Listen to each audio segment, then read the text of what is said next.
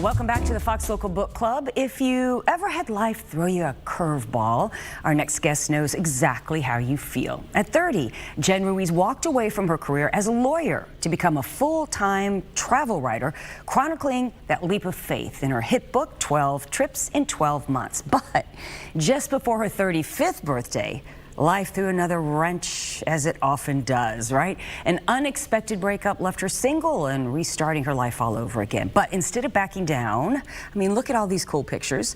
She made a wish on an Egyptian statue and bought a plane ticket and had lunch with a giraffe, I guess. Wow. That's so cool. She's here today to talk about her new memoir, All You Need Is Flights. Gosh, thanks for joining me. Thanks for having me. All right, Jen, I got to start with the Egyptian statue. Where was that, and what you made a wish on it? Tell me about that. So it is in Karnak Temple, the largest religious temple in Egypt, and basically every ruler of Egypt would add to it to contribute something new. And this particular scarab statue was rumored to have magical wish-granting powers. And so you would walk around it 7 times, and your wish would come true. And so I had the choice after the breakup of, because it was the same day my Facebook was hacked, of asking for my, it was all in one, you know, when it rains it pours. Yeah. So I could ask for my Facebook back or my boyfriend back, and I, you know, you don't want to be too greedy. Facebook, right? I will say miraculously I got my Facebook back. That's funny. I love that story. All right, so you've already been through this big life change. Leaving the courtroom to travel is a big thing. How did the second change in your life feel different?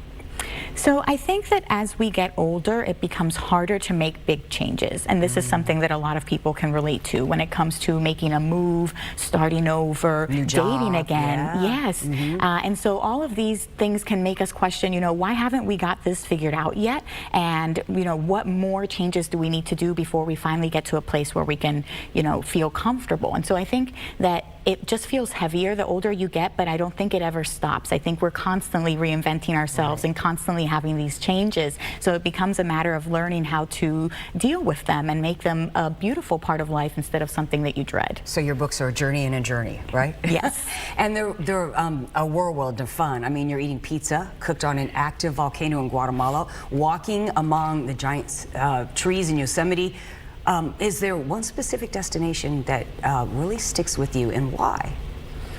I loved my trip to Japan. It was something I had been looking forward to. I booked to go during cherry blossom season, and there was a class that I took there, a Kintsugi class, that is the Japanese art of mending broken objects with gold. I've heard of that. It has become popular in recent years, and so I really wanted to experience it for myself. And I think for me it was such a shifting moment in my perspective of thinking that I don't have to be this perfect in my manufactured condition, don't let any of the chips show, right? But that rather the cracks themselves are what make you valuable. It's your story, it's where your light shines through. So it was a really transformative experience. I love that. And it wasn't all just pretty postcards. You had some health scares and some other things along the way. So why did you decide, you know, to share the raw too? Because I think that's the point of memoir. I think people want to see themselves reflected in the journey. The travel is a way to find perspective and clarity, and hopefully by sharing the tough parts of the journey, people can feel inspired to book their own trip, right, as a way of maybe aiding them in figuring out the next step in life. I know you're a TEDx speaker, travel writer. You give advice a lot. If you had to maybe offer your #1 piece of advice for taking that first step out of whatever is bothering you and into that solo trip? So I think book the flight first and figure out the rest later. Once you book the flight, you're kind of committed. It's hard. To go. That's right.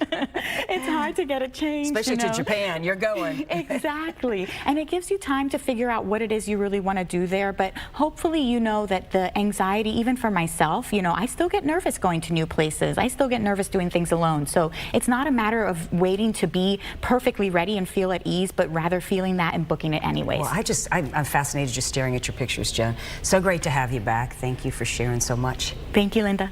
And you can pre-order your copy of All You Need Is Flights. It will be released June 30th. And then also make sure to follow Jen's ongoing adventures. You've seen them. They're pretty cool on social media on Jen on a Jet Plane. And we're back right after this.